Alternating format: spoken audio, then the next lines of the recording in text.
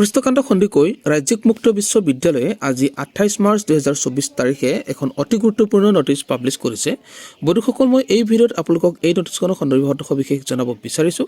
আপোনালোকে ভিডিঅ'ৰ শেষলৈকে মনোযোগেৰে চাই থাকিব।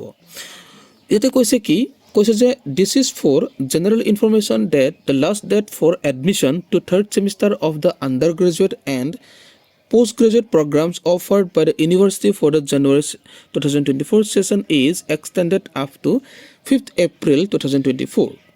This is issued with the approval of the Vice Chancellor.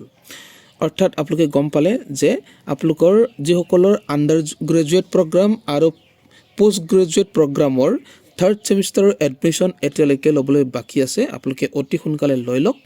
আপোনালোকৰ টাইম এক্সটেণ্ড কৰি দিছে 5 এপ্ৰিল তাৰিখলৈকে। গতিকে এই সময়টোৰ ভিতৰত আপোনালোকে এডমিশ্যনটো লৈ লওক, নহ'লে আপোনালোকৰ এইটো থাকি যাব, নেক্সটতহে আপোনালোকে দিবগৈ পাৰিব। চ' আপোনালোকে এতিয়ালৈকে যদি লোৱা নাই লৈ লওক।